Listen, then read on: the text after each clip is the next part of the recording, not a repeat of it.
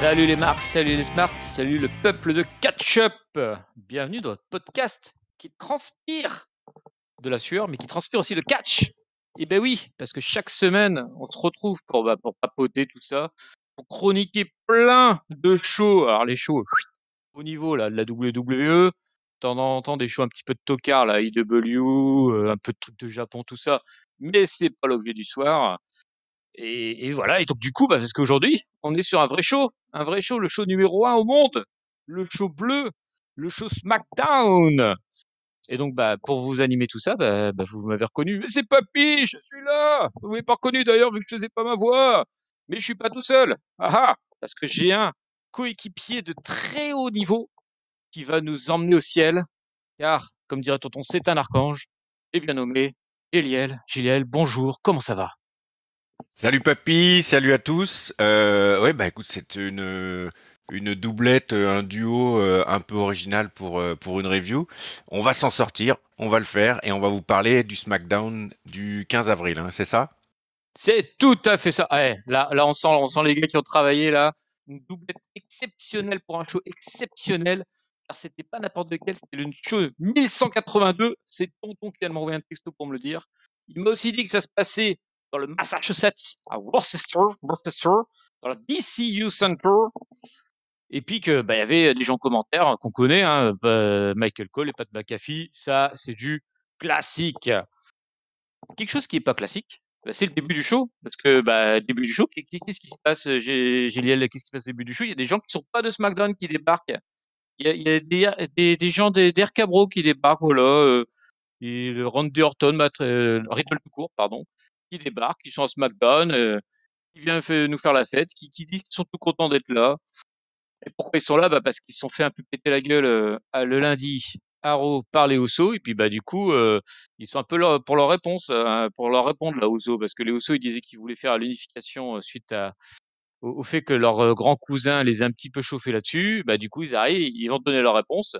Et puis ils veulent donner leur réponse, mais t'as les qui c'est qui débarque? Forcément, c'est les gens de SmackDown qui débarquent, les Usos, qui viennent un peu les confronter.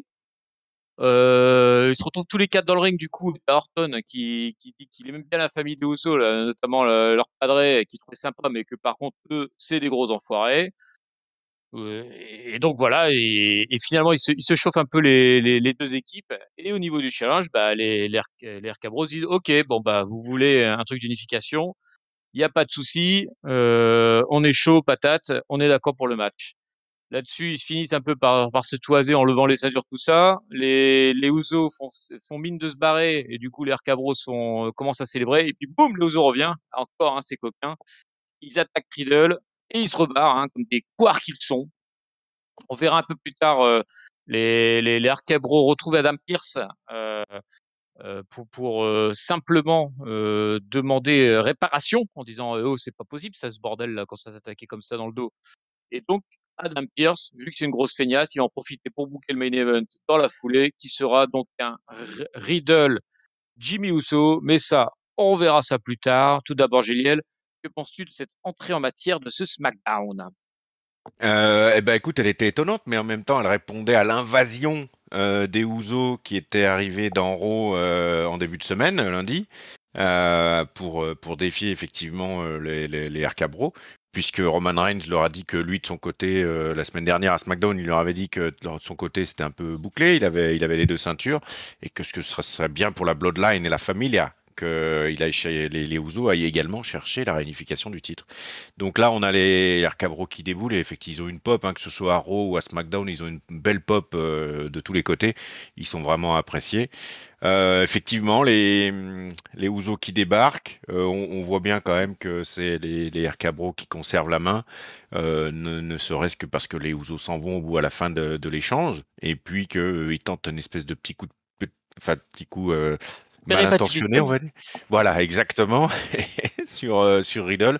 Ce qui montre bien qu'ils sont pas tout à fait sereins dans l'exercice, les Usos. On verra ça par la suite. Mais l'intro est un peu inattendue avec le débarquement des RK Bro, mais moi j'ai apprécié, j'ai bien apprécié le moment et puis l'échange qu'il y a eu avec les Usos. Ouais, ouais, c'est vrai que c'est sympa Cet échange, ça met directement de la dynamique dans le show. En plus, Mm. récupérer Orton, là, t'as le public qui fait Randy, Randy. Alors les mecs, ils, ils Tout de plaident suite. limite et qu'il y a Orton qui se pointe, c'est le kiff complet. Et je les comprends parce que vraiment, il est dans la forme de sa vie, Orton, et puis il a vraiment de s'y plaire en plus avec Riddle. Là, ça lui a refilé un petit coup de jeune. Mais Gilles, enfin, moi, c'est l'impression que j'ai, c'est qu'en fait, avec Reigns qui est un petit peu de côté, bah là on a le vrai main event là de la WWE qui nous est mis en image, c'est-à-dire que le main event désormais, le temps que Reigns se retape, ça sera les tag teams, non? Ouais, mais j'ai l'impression. Après, si ça reste là sur, enfin sur ces deux-là, on est sûr d'avoir du beau match. Il faut que ça se construise bien, mais là avec le côté, je vais chercher ailleurs, enfin avec le côté Raw, SmackDown qui se mélange au-delà des wildcards, ça peut être très sympa. Par contre, il faut que ça monte un peu en intensité. Je suis pas hyper inquiet sur la partie Orton Riddle. Faut voir que les deux frangins Ouzo se mettent au diapason parce que je crois que c'est Jay qui est toujours un petit peu au-dessus au niveau du micro. Donc voilà, faut que ça Ah, main event se, Jay. ouais, voilà. Donc faut que ça s'équilibre et puis que voilà, que ça se monte bien pour WrestleMania Backlash qui arrive sous peu. Yes, il faut que ça tienne la route. Allez les frangins Ozo, faut tenir le coup. Mais bon, on en reparlera plus tard de cette petite opposition de style. Parce que d'abord, on va commencer par notre premier match de la soirée. Et notre premier match de la soirée, c'est un espèce une preview finalement de ce qu'on aura le lundi à Monday Night Raw, puisque lundi à Monday Night Raw, on aura une opposition pour le titre tag team féminin entre Liv Morgan, Rhea Ripley et Naomi Sasha Banks. Et donc du coup, bah, ce soir, on a une preview avec Naomi accompagnée de Sasha versus Rhea accompagnée de Liv Morgan. Voilà pour attaquer un peu pour préparer un peu ce match. Alors on avait déjà eu des oppositions les semaines précédentes entre Liv toute seule, d'abord contre Sacha puis contre Naomi. Elle avait fait une victoire et une défaite. Là, on a Rhea qui prend la suite contre Naomi en solo. Un match plutôt équilibré. Bah d'ailleurs, je vais pas vous cacher, ça sera le match le plus long de la soirée, hein, puisqu'il nous fait 9 minutes 4. Et donc avec les deux filles qui s'envoient, là c'est du bon niveau. Entre les cordes, là, pour la tag team féminine, on a de la chance. On a quand même trois ex-champions du monde, plus Liv Morgan, bah, qui du coup bah, se raccroche un peu à ce trio et bah, ce qui va l'aider un petit peu à monter en puissance. Et donc on a un joli match entre Naomi et Rhea, très équilibré. Rhea dominante quand même, hein. On sent que c'est quand même un gros potentiel de la WWE. Et d'ailleurs, si bien que ça se finit avec ce Riptide sur Naomi et la victoire par tombée, ce qui fait que bah, du coup, les challengers gagnent une nouvelle fois en solo face à une des deux championnes. Et donc, ça nous chauffe bien pour ce, ce lundi, là, ce Raw.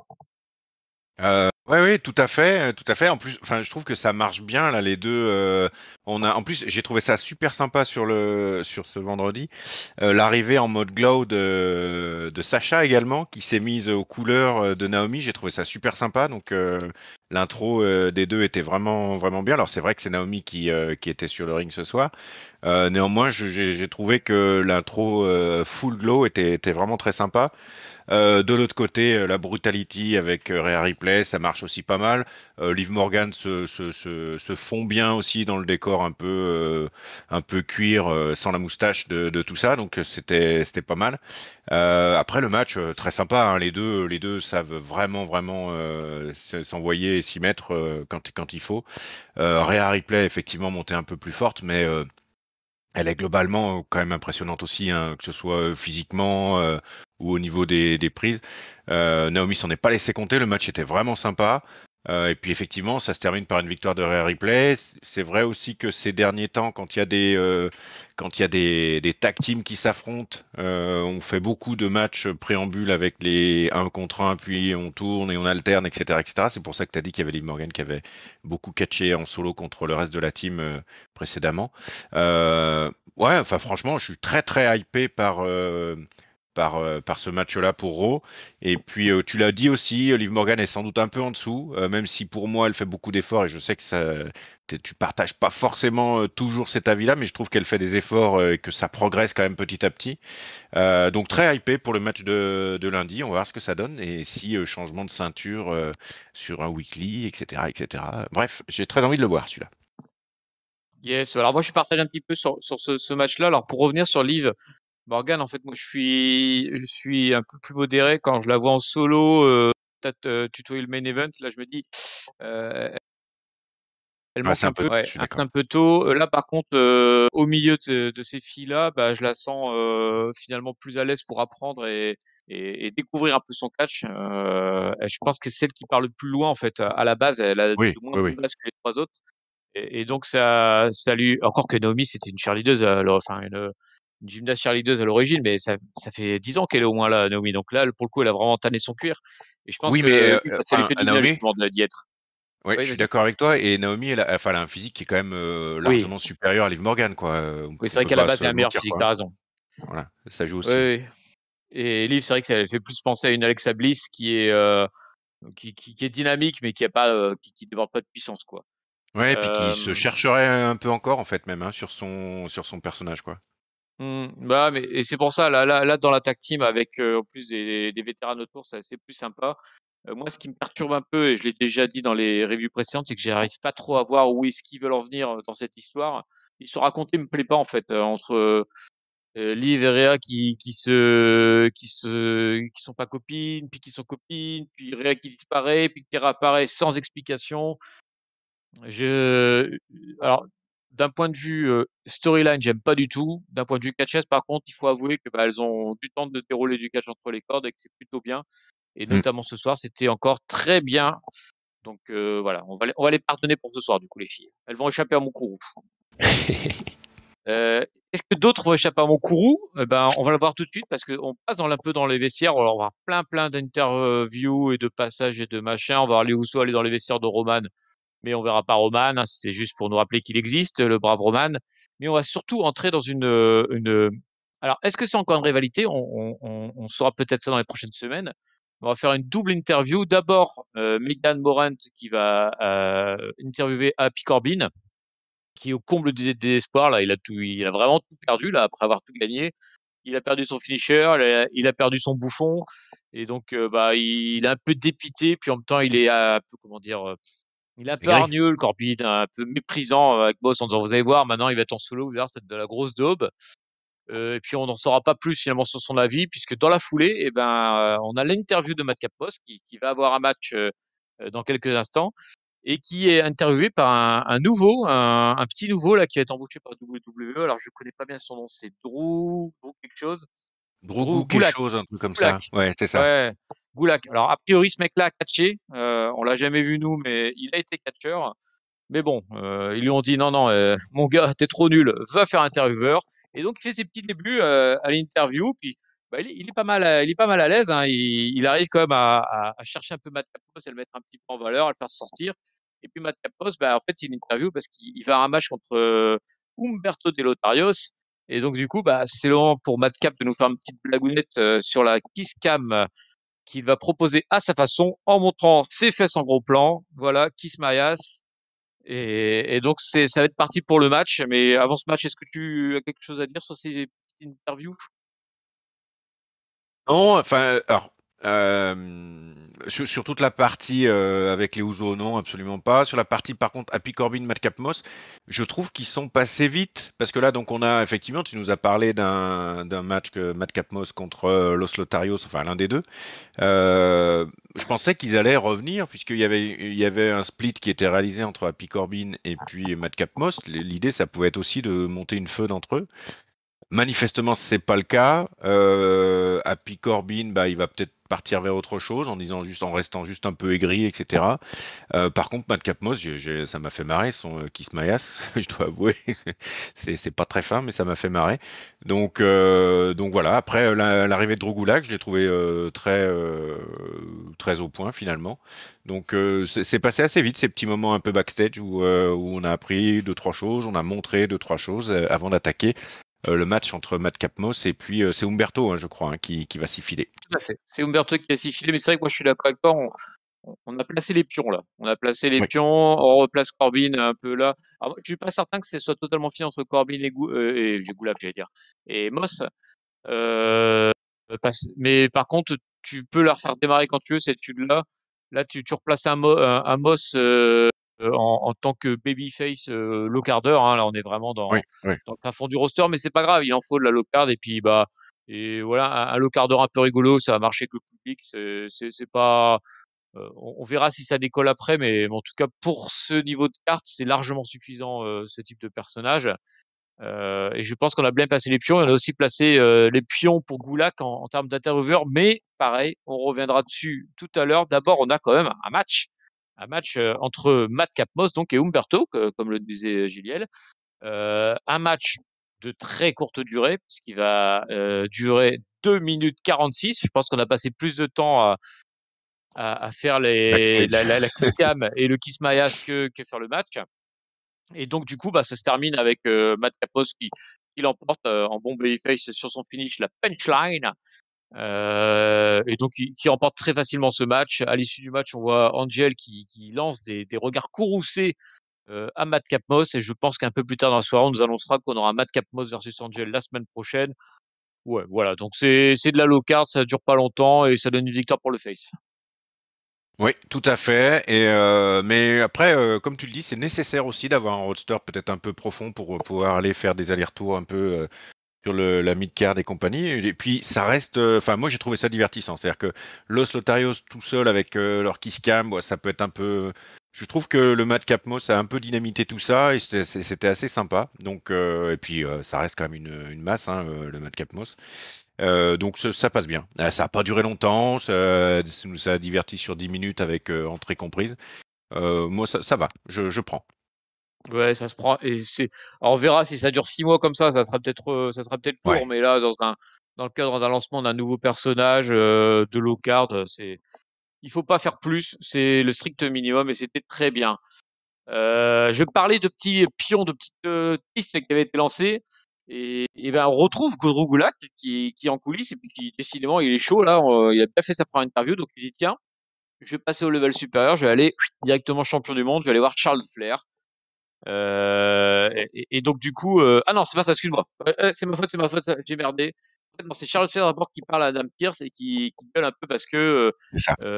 on lui a imposé le high quit match contre Ronda alors qu'elle avait dit non. Et Drew Gulak, bah justement, lancé sur sa première interview, il débarque en disant à Adam, hé Adam, elle était bien mon interview, elle était bien hein, mon interview. Hé Adam. Donc du coup, bah Charlotte, ça la chauffe un peu en disant non mais petit gars, tu vas te calmer un peu. Si tu veux une interview la championne du monde, voilà, dans le ring. On va faire ça comme il faut. Donc voilà, donc c'est plus dans ce sens-là. Donc du coup, on passe Mm. à la pub et après on revient. T'as Drew Gulak dans le ring qui nous annonce Charles Flair. Il aide à faire son entrée, etc. Et puis il attaque l'interview, il ne se laisse pas démonter. Gulak, là, il est très professionnel. Donc il interroge, voilà, Madame Flair, n'avez-vous pas honte que pensez-vous du nombre de porte-avions alors c'est pas ça, pardon. Il interroge, il dit, bah, pourquoi vous avez refusé le Equity Match, Charlotte? Là, je croyais que vous étiez quelqu'un qui n'avait pas peur, qui était prête à tout. Et pourquoi vous avez refusé le match? Et Charlotte, donc elle dit non, mais on s'est mal compris. Moi, les Français savent très bien ma position sur le sujet. La vérité, je vous le dis, Monsieur Goulag, dans les yeux, c'est que bah, j'ai fait ça pour Ronda. Je ne voulais pas qu'elle se fasse mal et qu'elle se fasse encore une fois humilier. Enfin, elle a Par déjà votre perdu grand à cœur. WrestleMania. Voilà. Enfin, je pense, voilà, à l'avenir du pays et je ne veux pas que Madame Rousset se fasse humilier une fois de plus, quoi. Et là, Ouais. Gulak, bah, je sais pas s'il glisse, mais en tout cas, il se laisse aller dans son interview, puis il fait non, mais Charlotte, on a bien vu que tu avais tapé à WrestleMania quand même. Ouh, il fallait pas dire ça. Là, t'as tout le public qui lui dit ah, you tap out. T'as Charlotte qui commence à bien monter, bien monter. Donc elle conseille non, mais attends, et Gulak et Pépère, hein, ton premier jour en tant qu'intervieweur, tu commences déjà à poser des questions débiles là. Ça t'a pas suffi d'arrêter ta carrière de catcheur, faut aussi que tu finisses ta carrière d'intervieweur. C'est ça que tu veux être un nulard toute ta vie. T'es mauvais, c'est tout. Voilà. Alors maintenant, tu te barres. Tu vas te mettre dans le ring avec moi. Là, je t'ai invité, j'ai été bien sympa. J'ai donné ma chance à un petit jeune là. Si tu penses qu'il faut traverser la rue pour trouver du boulot, eh ben casse-toi pauvre con. Voilà, c'est ce qu'a dit Charlotte. Et C'est ça. elle envoie bouler Drew Gulak. Et donc Drew Gulak, bah tout tristoun là, il fait: «Oh d'accord, c'est bon, j'ai raté, une période d'essai, annulée» et donc il s'en va, mais Charlotte, elle l'attrape. Bah oui, parce que Charlotte, elle a fait ça pour qu'il se retourne. Elle l'attrape, figure four, le Gulak, figure eight d'ailleurs, parce qu'elle fait son petit Figurite. comté. Le Drew Gulak, il tient à peu près 4 secondes, et puis il tape là comme un malheureux. Ah, c'est horrible, c'est horrible. Il souffre, il souffre, il souffre. Ses jambes s'arrachent sous nos yeux ébahis. T'as toute l'autorité, les gens backstage qui débarquent pour essayer d'arrêter Charlotte. Mais non, Charlotte, elle tient, elle tient, elle tient, elle brise la jambe de Drew Gulak. Il y a du sang partout, là, des os qui se cassent. C'est vraiment violent. Et à la fin, bah, elle relâche sa proie complètement massacrée et l'abandonne comme une merde, hein, on peut dire les choses comme elles sont, dans C'est le le terme. ring. Et donc repart en coulisses. Voilà, on assistait à la fin de carrière de Goulag journaliste ou pas, Juliel? Je sais pas s'il pourra s'en remettre, faudra déjà retrouver tous les morceaux, mais c'est vrai que, enfin moi j'ai trouvé le morceau, enfin le segment avec l'intervention de Drew vachement sympa entre Charlotte et l'interaction marchait vachement bien, je trouve. Euh, Charlotte est incroyable quand Drew Gulak arrive pour demander la note à Adam Pearce. Il fait mais tu te prends pour qui hyper hautaine. Mais c'est vraiment très très drôle. Puis toute l'interview derrière sur le ring est quand même très très bon. On voit bien que que Drew Gulak il a pas il a pas envie de la laisser partir comme ça. Quand il commence à lui parce que oui il fait je me souviens plus le terme qu'il utilise pour son interview, le hit interview, comment il dit, je me souviens pas, flûte. Ah, j'ai pas le temps non Euh, plus, c'est vrai. enfin, il a dit qu'il était pour une interview sans compromission, en gros, quoi.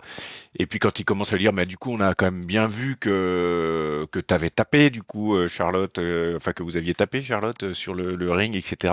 Là, ça sent pas, ça s'emballe, ça part dans tous les sens. Et j'ai trouvé vraiment le morceau très très sympa. Après, elle lui envoie sévère et en termes de punchline et le figure eight. Donc le pauvre Drogulak, je sais pas s'il va effectivement continuer sa carrière de natureur. C'est dommage parce que je pense il avait un petit truc.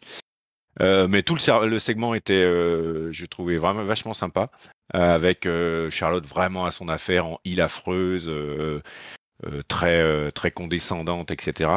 J'ai bien aimé le segment. Eh bien, je suis d'accord avec toi. J'ai bien aimé aussi. J'ai bien aimé parce que finalement, la Charlotte qui arrive, qui pourrit tout le monde, qui pourrit le public là, en disant voilà, vous abandonnez comme vous abandonnez la salle de sport, la tas de gros tas et ces trucs-là. On l'a déjà vu 1000 fois. Mais par contre, ils ont réussi à habiller un petit peu le segment là, avec l'histoire de Gulak là, qu'on nous présente un petit peu en amont dans le show en disant ah tiens, il débute, c'est son premier jour en tant qu'intervieweur et tout. T'as Michael Cole et McAfee qui l'encouragent, disant allez, vas-y, Drew, on compte sur toi, c'est bien, tu te relances et tout ça. Bah, tu sais, ils mettent ça vraiment en valeur comme ça, comme si c'était quelqu'un de la famille des intervieweurs.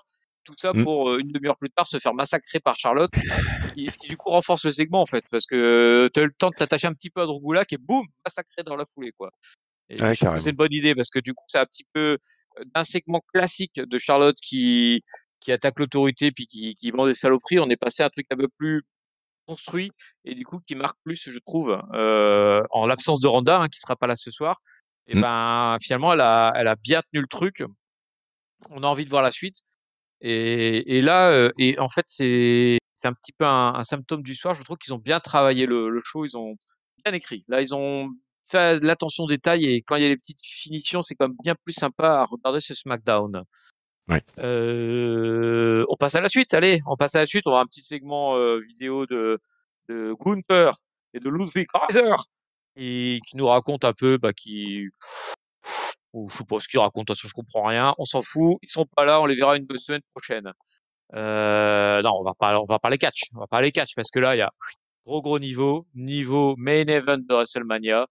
Là, on va avoir du catch tel qu'on voit à l'AEW. Et oui, l'AEW est là, à la WWE. Les amateurs de catch sont là, puisqu'on va avoir un Drew McIntyre et un Sami Zayn. Un Sami Zayn qui dit oh non, non, et c'est bon, hein, je me suis fait un peu humilier la semaine dernière. On a dit que j'avais fui, alors que j'avais même pas fui. C'est même pas vrai. Vous allez voir ce soir du vrai catch. Attention les yeux là. Kenny Omega, tout ça, regardez bien. Et donc, du coup, gros match, hein. Je pense qu'on peut parler d'un gros match de très très haut niveau. Euh, tous les Smart ont apprécié. alors qui a duré 2 minutes 39, certes, certes, ok, bon, qui se termine par count-out, certes. Mais il y avait du haut niveau, il y avait du haut niveau. Voilà, qu'est-ce que tu veux que je te dise? Il y a rien de plus. Bon, voilà, on nous a fait la spéciale. Sami Zayn a fui la semaine dernière. Il a annoncé qu'il fuirait pas. Il a fui quand même parce que Sami, c'est un spécialiste. À la fin du match, du coup, tu as Drew McIntyre qui court sur Sami Zayn qui se bat en coulisses. Et donc, ça finit comme ça avec un peu Drew McIntyre qui célèbre dans le public. Et un peu plus tard, le Zayn totalement paniqué qui fuit tout en ne fuyant pas parce qu'il fuit pas. Zayn, on l'a dit qu'il fuyait pas. Et il va se finir par se bumper là, se bousculer avec Adam Pearce. Et donc du coup, Adam Pearce il fait non, là, oh là, c'est bien. Bon, t'arrêtes tes conneries. Il y a 2 semaines, la semaine dernière, je t'ai donné un match, tu t'enfuis. Cette semaine, je t'ai donné un match en disant de pas t'enfuir, tu t'enfuis. Donc la semaine prochaine, tu as 2 nouveaux matchs contre Drew McIntyre. Et cette fois-ci, tu ne pourras pas t'enfuir car tu auras tous tes petits copains tout autour dans un Lumberjack match. Ouh là là, il va y avoir du monde, hein, n'est-ce pas, Géliel? Oui, puis alors du coup, il fait une drôle de tête quand même, le Sami. Bah, le segment était encore sympa, j'ai trouvé. Alors, on a encore eu très très peu de catch, hein, pour dire si on en a eu, quoi. Euh, Mais c'est effectivement Sami Zayn qui s'était quand même barré comme un couard la semaine dernière, qui dans son gimmick heel actuel, qui vient dire que mais non, mais pas du tout, etc. Et qui nous refait la même, sauf que cette fois, le père McIntyre commence à le poursuivre et à monter dans les gradins au milieu du public pour essayer d'aller le chercher. Voilà, enfin, c'est dommage parce qu'il y a quand même moyen de faire un bon truc, mais qu'ils le construisent tranquillement. Moi, ça me va vachement bien. Je suis bien hypé. Et puis du coup, pareil quoi, c'est construit. C'est-à-dire que derrière, 2 fois il se barre. Du coup, qu'est-ce qu'on fait? Bah, on lui met un match au Lumberjack où il pourra pas se barrer. Alors moi j'avais pensé en fait à un moment même qu'il allait lui mettre quand Adam Pearce a dit ça, je pensais qu'il allait même mettre un steel cage ou un truc comme ça, et ce que j'aurais trouvé incroyable quoi. Enfin vraiment super sympa. Ce sera un lumberjack match, ça me va. Et puis on va voir ce qu'on va voir si par quel côté il va essayer de partir Sami Zayn pour pas se faire détruire par Drew McIntyre et son épée. Voilà. On la veut plus trop l'épée, hein. Ça me manque pas, je t'avoue, hein. Ouais, Ça ouais, me ouais, manque c'est un pas. gadget.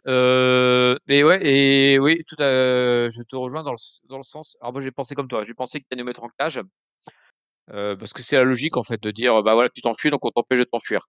Ils font le lumberjack, ils l'avaient déjà fait je crois quand c'était pas quand Biggie avait piqué le titre à Zayn, Intercontinental peut-être. Je me souviens d'un show de Noël avec tu sais tous les lumberjacks qui ramènent Zayn dans le ring. Ah Euh, peut-être oui. Ouais, ouais. et donc Zayn, qui est parfait là-dedans, vu que c'est le heel Couard qui s'enfuit tout le temps. Il est très bon là-dedans, il a du temps d'antenne.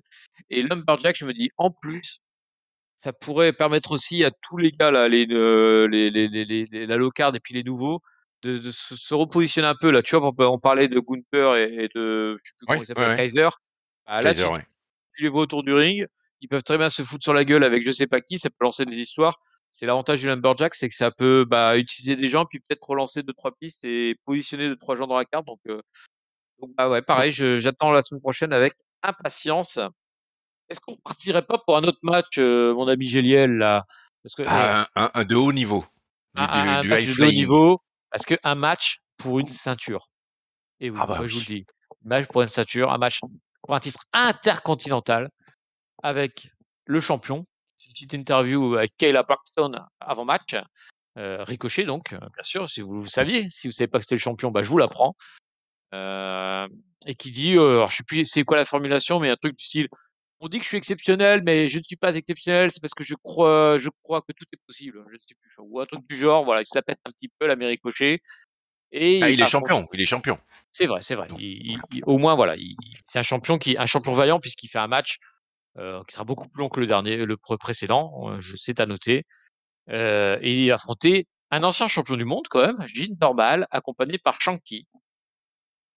Un match beaucoup plus long que le dernier puisqu'il dure 50% de temps en plus, c'est-à-dire au lieu de faire 2 minutes, il fait 3 minutes, puisqu'il fait 3 minutes 37, et qui va se finir alors avec un Ricochet qui fait alors je retiens jamais son nom là, son coup de genou dans la tête de Jinder Mahal, mais qui peut pas placer son shooting star press parce que Shanky le déstabilise. et tire mal en dehors du ring. Mal, ouais. Là, tu te dis, ah bah tiens, il a pas réussi à passer son finish, ça veut dire qu'il va perdre la Ricochet. Et ben non, parce qu'il fait un crossbody sur les deux couillons, il ramène mal dans le ring et il balance sa presse quand même pour la victoire par tombée. Ricochet reste champion, un champion assez dominant. Il enchaîne les matchs. Alors, celui-là a été court, mais au moins, il a du temps d'antenne. Est-ce que ça te suffit, Géliel, pour Ricochet? Eh ben moi ça me suffit pas. Pourtant Dieu sait que j'adore Ricochet, vraiment. Je trouve qu'il y avait moyen de faire vachement mieux parce que franchement Jinder Mahal il a tout le package pour faire un heel de très bon niveau entre certains mouvements très costauds. Il bouge bien quand on l'envoie baldinguer. Que ce soit sur un Hurricane Rana ou autre, bah ça part bien.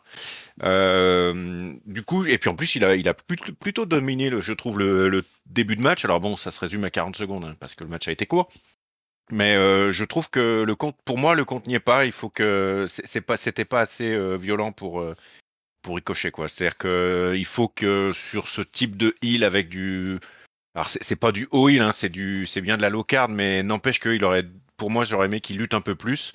Et parce que Jinder Mahal le mérite tout simplement et qu'il aille chercher une vraie victoire un peu plus musclée pour Ricochet, quoi. J'ai peur qu'avec ce genre de match à 3 minutes, ça nous amène pas bien loin.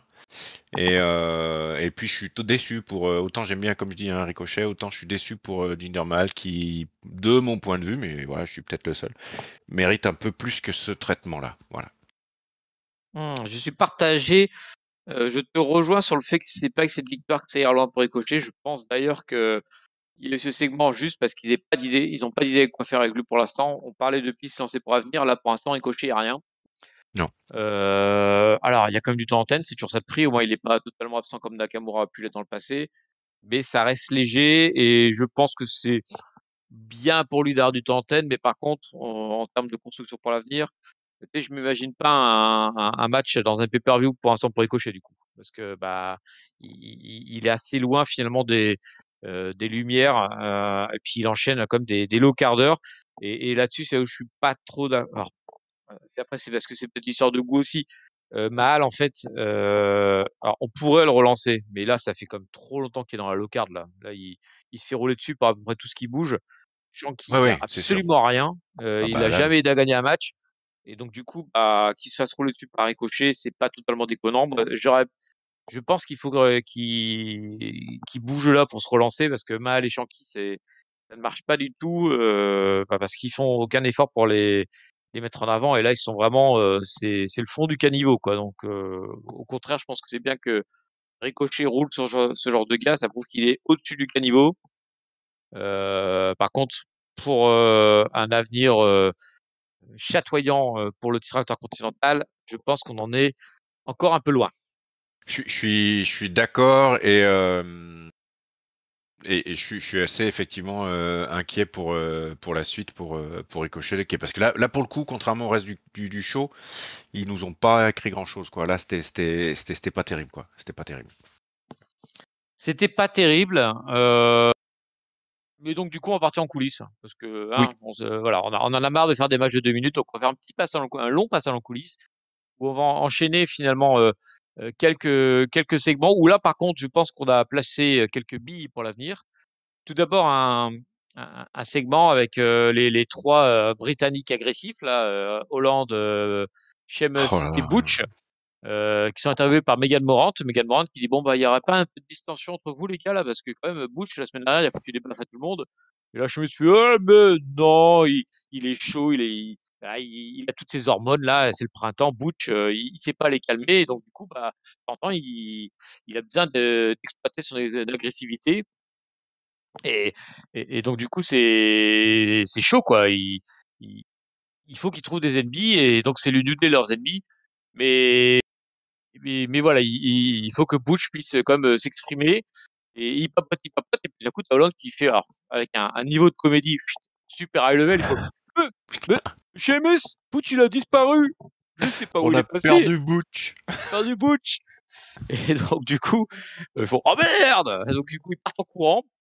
Là-dessus, hop, bah, coup de bol, il y avait une caméra en train de checker le New Day là, qui papotait dans le vestiaire. Ah, trop cool, t'as vu, j'ai un joli t-shirt, ah, et moi j'ai un super slip, je ne sais quoi d'autre. Et puis d'un coup, qui c'est qui débarque comme une furie? Le Butch, là, le chien enragé, qui vient mordre tout ce qui bouge.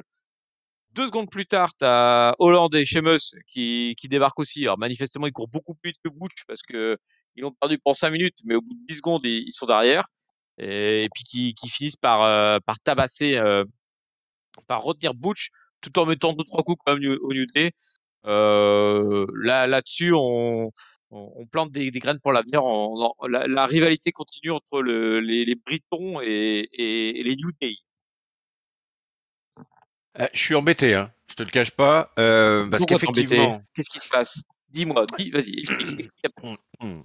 Alors, là, jusqu'à présent, ça passait. C'est-à-dire que le Sheamus, Ridgeland Butch, ça passait. Mais alors là, j'ai eu l'impression d'avoir l'équipe à 3 de QI qui était ensemble, quoi. Les trois débiles, quoi. À part Sheamus qu'on mettait un peu de côté. Enfin, quand il y a, t'as entendu le commentateur, quoi, qui fait quand il y a Butch qui fait New Day. Et t'as le commentateur qui fait oh mon Dieu, Butch parle. Et c'était ça. Enfin, Ridge Holland, il est complètement débile. Il a perdu Butch. Butch, il est intenable. On sait pas ce qu'il fait. Il mangerait des cailloux, que ce serait pareil. Et il y a bien que Sheamus qui tient à peu près la route. Et là, je trouve qu'on a basculé sur du comedy wrestling très faible niveau. Enfin, Ridge Holland et Butch, ils ont un cerveau pour deux, voire pas complet, quoi. Tu vois. Enfin, c'est vraiment l'impression que j'ai eue sur le truc, quoi. Il y a Sheamus qui arrive à peu près à tenir le truc, mais c'est à peu près tout. Voir ce que ça donne. Effectivement, ils se jettent sur le New Day, là, je crois, qui était dans les vestiaires. On va voir ce que ça donne, mais il faut que, enfin, l'agressivité de Butch, on n'a toujours pas expliqué pourquoi. On raconte pas, enfin, voilà, à un moment, il va falloir quand même le repositionner comme un catcheur et pas comme une espèce d'idiot qui fonce sur tout ce qui bouge, le Butch, quoi. Parce que là, ça m'a paru vraiment, vraiment criant, quoi. Et le fait d'avoir Ridge Holland pareil, oh, la paire de Butch, ah, ça m'a fait, enfin, je suis basculé sur autre chose, quoi. Voilà, j'ai basculé sur autre chose. Voilà, on va voir ce que ça va donner, mais j'ai vraiment dit, putain, l'équipe de débiles que ça représente là, ça devient grave. Je sais pas si c'est ce qu'ils voulaient faire, ce qu'ils voulaient montrer, mais c'est vraiment le ressenti que j'ai eu en tout cas. Là, je te sens perplexe, mais moi je trouve aussi que c'est deux débiles. Mais moi ça me choque pas en fait, parce que je me dis c'est Sheamus le chef de clan et il y a les 2 gros débiles en homme de main. Alors même si Butch en homme de main avec son mètre 30, ça fait pas très impressionnant, mais le fait qu'il soit enragé, ça compense en fait son manque de physique. Et Ridge Ou alors Holland je en l'avais tant passé. que gros débile, ça me dérange pas non plus quoi. Bah, en fait, j'avais peut-être tout simplement pas saisi l'angle débile jusqu'à présent, et là, il m'a Ah, vraiment sauté aux yeux pour tu le sais coup. c'est comme dans les Tortues Ninja là, c'est Bebop et Rocksteady là les deux là, Butch et Holland, c'est les 2 hommes de main purs et durs qui ont un demi-cerveau pour deux. Et t'as Sheamus qui lead un peu le groupe, justement parce qu'ils sont complètement cons, quoi. Ouais, ouais, c'est Ça me, ça. à la limite, ça me dérange pas. Moi, ce qui me fait plus peur, si je devais trouver un truc qui me fait peur, c'est que on est toujours dans une dynamique à 3 contre 2 contre le New Day. Et j'ai peur qu'ils étirent le truc le temps que Biggie revienne, en fait. Et comme Biggie est quand même absent, je crois qu'il y avait 4 mois d'absence. Donc il doit Ouais, lui rester ouais. encore 2 3 mois. On va pas tenir là. Si étirent le truc comme ça pendant 2 3 mois, ça va faire super, super long, quoi. Et ça, c'est vraiment ma grosse inquiétude. Après là, le segment lui-même ne me dérangeait pas plus que ça. Oui, moi, j'admets qu'ils sont débiles, qu'ils soient débiles. De toute façon, Butch et Hollande, c'est leur personnage d'être débile. Et puis, ils sortiront de cette débilité le jour où ils changeront de clan. Mais bon, là, ils sont là pour ça, quoi. Là, c'est juste le moment où j'ai basculé effectivement dans le côté débile qui m'a marqué, mais je te rejoins sur l'analyse, ça me va, ça T'avais me pas va. compris qu'ils étaient débiles. Voilà. Bon, je te Exactement. l'annonce, ils sont débiles. Ils sont débiles. Qui est-ce qui est débile aussi? Alors, moi, je vais dire qui est-ce qui est débile. C'est un putain de mec dans un stade américain qui écoute une promo dégueulasse et qui dès qu'il entend le mot Marine USA, d'un coup il fait Marine USA, USA, USA. Et oui, parce qu'on a Ah, eu on peut pas droit comprendre ça. segment numéro 2 de Lacey Evans qui nous a chialé pendant 5 minutes en ouais, mon papa, il était méchant, il buvait, et il était con, mais il nous aimait quand même, mais il était con quand même. Et puis on s'en est sorti parce qu'on était vaillants, on était battants. J'ai appris toute ma vie qu'il fallait battre, et notamment quand j'étais marine. USA, USA, USA, USA. Je sais pas si tu as vu Dans Camelot, à un moment, ils font un sketch comme ça où dès qu'ils disent soldat, t'as tout le monde qui se met à hurler. Bah là, c'est pareil, quoi. Tu dis USA, t'as tout le public qui est Marine, t'as tout le public qui d'un coup se met à chanter USA. Ça marche du tonnerre. Et d'ailleurs, ça fait chier notamment Natalia et Shayna Baszler qui regardent la vidéo en disant mais qu'est-ce que c'est que cette merde là, les Evans, qu'est-ce qu'elle va nous foutre? On était bien dans le vestiaire là, avec des taulières comme Shayna Baszler. Ah bon, Shayna Baszler, taulière, elle a jamais rien fait, mais c'est pas grave. Et d'ailleurs, il y a des nouvelles là, avec leurs t-shirts tout pourris là. Même pas, on en veut dans le vestiaire. Ah, Raquel Rodriguez, c'est toi? Ah, mais t'es grande en fait. Ah, mais en fait, on t'aime bien. Allez, bienvenue, hein, bienvenue à SmackDown. Et Shayna Baszler qui lui dit balance son t-shirt. Et voilà, c'est terminé. Nous avons eu 4 filles à l'écran. Est-ce qu'il y en a une qui sort du lot ou pas à tes yeux, Géliel? Euh, oui, Raquel Rodriguez, oui, bien sûr. À côté de ça, par contre, c'est pas folichon. Et puis en plus, je trouve que la pauvre, comment ça s'appelle?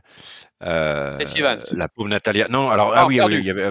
Non, non, on va parler de Lacey Evans. Faut arrêter, faut arrêter. C'est absolument pitoyable le segment, quoi. Il faut vraiment, vraiment arrêter.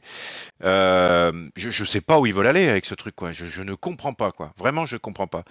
Et par contre, Natalia m'a fait peur avec sa figure toute plastifiée, là. J'étais effrayé. Je sais pas pourquoi, comment on peut arriver à ce genre de choses, mais en tout cas, elle y allait. Et derrière, bah oui, Raquel Rodriguez, très bien. Bah, on va voir ce que ça donne. Et puis, pourquoi pas, pourquoi pas. Il y a pas de, ça m'a l'air très bien. On va voir ce que ça donne. Mais le segment Lacey Evans, catastrophe, quoi. Vraiment, vraiment catastrophe.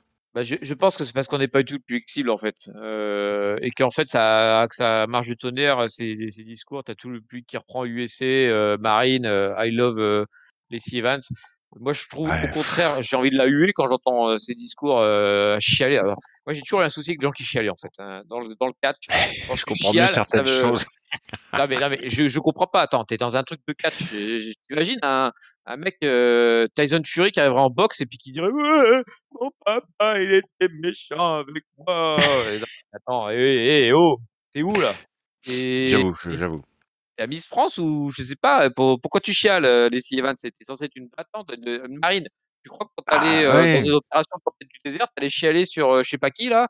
Oh, c'est qui ce bordel là?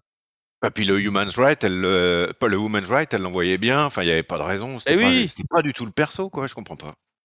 Va Pas chialer compris. ailleurs, là. Moi, je déteste ça. Allez, allez, allez. On n'est pas là, on n'est Si pas là tu pour parles de chialer, Liv là. Morgan maintenant, tu sais que ça va mal se passer, papy. Tu le sais. Je ne le dis pas, je le sous-entends. Mais non, mais n'empêche que c'est un truc avec les filles, quoi.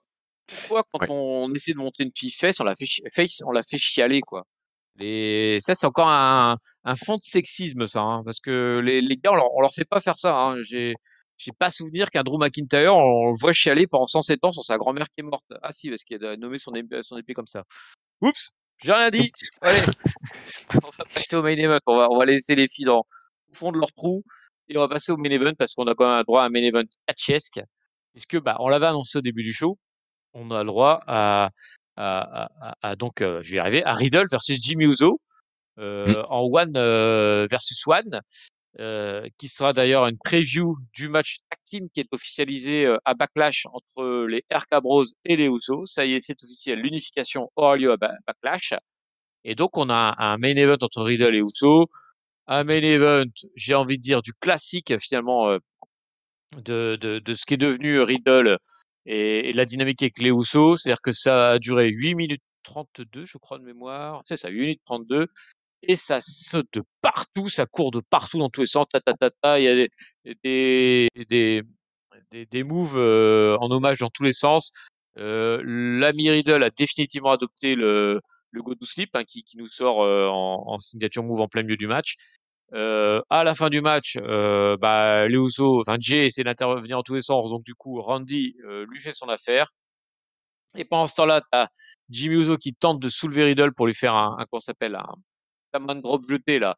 Mais Riddle le contre dans un RKO et fait la victoire pour le tombé. À noter quand même que durant le tombé, tu avais Orton qui était déjà sur le ring en train de sauter de victoire en étant fou comme pas possible, avec Arby qui tapait pendant ce temps-là.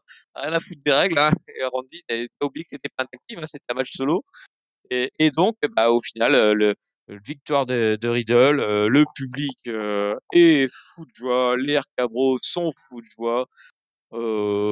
On a eu un joli match qui a une nouvelle fois très bien marché avec ces personnes-là, n'est-ce pas, Géliel? Ouais, ouais, ouais. Un bon main event catch-est qui fait vraiment plaisir. Il y avait de la bonne ambiance. On a bien vu, il y avait de l'interaction. Il y a eu de l'overbooking quand il a fallu, mais pas trop. Ils se sont bien envoyés. Il y a eu vraiment des vrais chouettes moves. C'était le pop-up Samoan Drop, non, dont tu voulais parler, je crois, Oui. tout à l'heure. Donc voilà, c'est quand même vachement, voilà, c'est vraiment sympa, quoi. Quand c'est athlétique, technique, et puis qu'il y a un petit peu d'overbooking et que ça s'envoie. En plus, on sentait bien que, enfin, la construction est sympa parce qu'on sent qu'il y a quand même une espèce d'animosité qui commence à arriver petit à petit là. Donc bah, ça augure des bonnes choses pour le tag team de WrestleMania Backlash. Donc c'est très très bien. Et puis la fin avec bah, pareil le RKO à moitié en l'air là qui est toujours très très impressionnant que Riddle a repris évidemment à Randy pour la victoire. Donc voilà, vraiment très sympa. Bon, j'ai été effectivement mort de rire quand quand il y a Riddle qui était en train de pin Jimmy Uso et que derrière il y a Randy Orton qui arrivait en levant les bras, en gueulant et en criant et en courant sur le ring. J'ai trouvé ça vraiment très très très très drôle. On sent qu'il kiffe le moment Orton quoi. Voilà et que bah du coup on en profite aussi. Et puis en plus, comme tu disais au tout début de la review, il est dans la forme de sa vie avec les abdos comme j'aimerais avoir, comme j'ai jamais eu. Enfin bref, voilà, tout fonctionne bien pour le moment. Les matchs sont bons, les promos sont bonnes, le teasing le face-off paraît aussi vraiment super sympa pour le moment. Donc moi j'apprécie et je ne voilà, je ne suis pas. Il doit y avoir une expression qui dit que je suis content et que je gâche pas mon plaisir. Ah, je Je ne ne boude boude pas pas mon mon plaisir. plaisir. Voilà, je l'ai. Je ne boude pas mon plaisir jusqu'à présent de revoir assez régulièrement RK Bro et Uzo parce que ça fonctionne bien et que ça m'entertain. Voilà. Ouais, c'est l'essentiel. Je te rejoins sur globalement la satisfaction de ce match-là, le plaisir qu'ils prennent et qui du coup nous partagent. Et puis le public est tellement à fond dedans, c'est tellement plaisir de voir un public qui est en feu en fait sur ce genre de trucs. Et pour moi, il y a deux conclusions. Enfin, j'ai une conclusion et une question. D'une part, la conclusion, c'est que pour moi, ça valide totalement le fait que bah, cette rivalité tag team, ça sera le main event de ces prochaines semaines. Et puis, de toute façon, ça tient tout à fait la route puisque les quatre sont ultra over. Il n'y a pas de souci là-dessus. Notamment Orton, hein, qui est la légende. Hein. De toute façon, faut s'en rendre compte. Là, le mec là, je faisais un point sur les possibles futurs Hall of Famers. Bah, dans ceux qui sont encore en activité, il y a personne qui bat Orton. Hein. Il est tellement, Ouais. tellement au-dessus. C'est comme quelque chose de phénoménal. Et ma petite question d'interrogation, je me demande, et je te demande du coup, Gilles, est-ce que du coup, Riddle a pas définitivement repris le RKO comme finisher en fait? J'ai plus que ça maintenant comme finisher, et je me dis que ça pourrait être un leg de d'Orton à Riddle quand tôt ou tard ça se finira d'une manière ou d'une autre, bah, que Riddle ait adopté définitivement ce finisher iconique qui est le RKO. Qu'en penses-tu? Je sais pas, je sais pas. Ce serait en tout cas le plus légitime pour le ressortir quand il faudrait le ressortir, ça c'est sûr. Il y a eu transmission de ce côté-là, sinon il lui aurait noté que fallait pas le faire. Après, je sais pas, j'ai du mal à envisager les fins de carrière aussi abruptes que ça. Du coup, j'ai du mal à envisager un farewell tour de Orton et puis qu'il disparaisse d'un seul coup. Mais en tout cas, je pense qu'il est complètement légitime pour l'utiliser comme un Kevin Owens utilise le stunner de Stone Cold, quoi. Ouais. Ouais, ou un Rollins utilise le pedigree Oui, de voilà, Triple H. exactement, Je pense que exactement. là, il y a vraiment une filiation qui est passée. Et alors même si Orton prend pas sa retraite, j'imagine bien même un Riddle solo où tu pourrais En faire une solo, ouais. rivalité RKO contre RKO. Enfin, je serais, moi, je le vois bien garder le RKO, Riddle. Hein. En plus, il nous en sort de plus en plus spectaculaires là. Ça fait Ouais, deux ouais, trois fois qu'il est clairement. au vol. On sent qu'il est en train vraiment de s'approprier le geste, quoi. Ouais, ouais, ouais, ouais. Ça pourrait tout à fait être ce type de passation. Et puis en plus, c'est pareil, ça s'écrit, quoi. Donc ça peut être encore un truc très sympa à suivre, quoi. Très sympa à suivre. Et ben justement, c'est le moment de dire si ce show a été globalement très sympa à suivre parce que bah on a fini la review et comme bah on est à catch-up, on n'est pas une chaîne YouTube de seconde zone, donc on finit la review par quelque chose de très important qui est le mot de la fin. Et donc Géliel, devant vos oreilles toutes oui, tendues, il va nous sortir son top, son flop et sa note. À toi Géliel. Alors, je vais commencer par le flop, ça va être plus simple en ce qui me concerne. Alors, j'aime pas trop, mais là, je vais quand même le coller aux filles parce que entre le Lacey Evans, que je ne comprends pas où on veut aller, je n'aime pas du tout ce qui se fait. Derrière Natalia, Shayna Baszler, c'est pareil, je comprends pas ce qui se fait. Je vais le mettre à Lacey Evans, faut qu'ils arrêtent là. Alors effectivement, sans doute repackager Babyface, je comprends, enfin au moins Face en tout cas. Je comprends pas. Faut qu'ils arrêtent, faut qu'ils la mettent dans le ring, qu'ils fassent quelque chose parce que là c'est absolument insupportable. Donc là c'est mon flop. Le match, le top pardon, je vais le donner au fil rouge RK Brozo avec le début de show qui a été pas mal, qui a bien teasé, puis derrière qu'on termine avec un super match, une super ambiance, un Orton qui s'éclate comme s'il avait 20 ans de moins. Donc pour moi c'est mon top. Et puis la note, bah, j'ai filé une bonne note parce qu'en fait je l'ai trouvé très sympa à suivre. Je me suis rendu compte, c'est souvent un indicateur, mais j'ai très peu fast forward. Donc ça c'est quand même un signe que le show m'a plu. Donc je vais lui mettre un 3,5 sur cette semaine à ce SmackDown. Alors, là, JL, tu m'embêtes parce que tu me prends beaucoup de choses là, mais je vais quand même essayer Merde. de faire un mot de la fin. Euh, Bah non, je vais pas me forcer, je vais pas me forcer. Le flop, je suis d'accord, c'est les C. Evans. Les C. Evans, mais oui, c'est insupportable. C'est insupportable cette promo. Je ne comprends. Enfin, voilà, on n'est pas le public cible et moi je trouve ça. Alors, non seulement USA, ça me gave, mais alors chialer en plus. Oh là, oh là, Double j'ai du peine. vomi qui remontait au bout de ma bouche. Je ne pouvais plus quoi. J'aime pas. J'ai expliqué aussi que j'étais pas trop fan non plus de la gestion de la tag team féminine, notamment parce que pour l'instant l'histoire n'a aucun sens. Néanmoins, ils font du bon catch, donc je vais pas les pénaliser trop. Je vais vraiment tout mettre dans la gueule de Lacey Evans. Là, ça m'a insupporté. Voilà, clairement, c'est le terme. Le top, j'ai bien aimé aussi toute l'histoire autour du main event.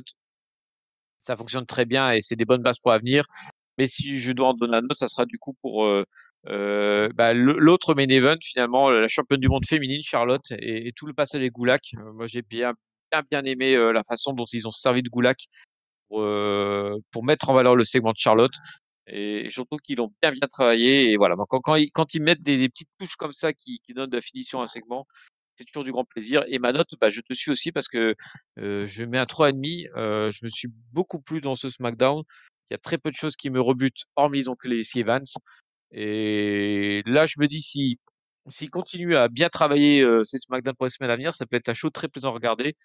Et quand je dis travailler, c'est ça, c'est en faisant de la continuité, des fils bleus tout au long de l'épisode, des petites touches de la logique. Hein, Sami Zayn qui fuit pour obtenir le Lumberjack match, c'est logique. Il faut continuer sur cette piste-là et pas juste faire des suites de segments comme on a eu à Raw où pour le coup, même si les segments étaient individuellement sympas, bah, et comme ils avaient aucun sens les uns avec les autres, et ben, du coup ça m'avait beaucoup gêné. Voilà pour mon mot de la fin. Bah voilà, GL, s'en est sorti, hein, comme des grands. On est allé au bout. On a réussi à aller au bout, et j'espère que les auditeurs sont toujours en train de nous écouter. Et s'ils nous écoutent toujours, eh ben, on les invite à venir discuter avec nous sur Discord. Tous les avis sont acceptés, même ceux qui nous disent du bien de Johnny Gargano, ils ont le droit de venir. Venez nous donner votre avis. Vous pouvez aussi nous retrouver du coup, bah, si vous nous avez écouté sur YouTube, vous pouvez nous écouter aussi en podcast, sur Apple Podcast, Spotify, Deezer, tous ces trucs-là. Si vous nous avez écouté en podcast, bah, vous pouvez nous regarder sur YouTube, enfin vous nous regardez la jolie vignette qui sera faite, je le présume, pour ce show.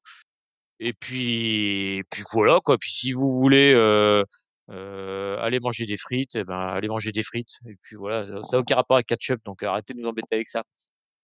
Euh, Merci Géliel pour ta participation à ce podcast. Eh ben écoute, merci Papy pour cette doublette inédite. Et je rajoute juste par rapport à la petite promo que tu as fait que sur le Discord, faut venir nombreux effectivement, ça peut permettre de partager vraiment aussi des réflexions, des photos, des trucs que Tonton nous sort du fin fond de l'internet avec en plus il y a des tweets réguliers de John Cena, donc ça fait toujours beaucoup de bien. C'est souvent nécessaire de reparler aussi de Saint John. Donc voilà, n'hésitez pas à venir nous rejoindre sur le Discord. Très bien, tu as raison, le Discord, c'est un lieu où tout le monde peut donner son avis, même si on sait que le seul qui compte, c'est le mien. Et ben, merci à tous en tout cas de nous avoir écoutés. Je vous souhaite une bonne semaine pleine de catch, pleine de podcasts. Et puis, je vous dis à très bientôt. Salut! Salut à tous, bonne semaine à tous, et salut Papy.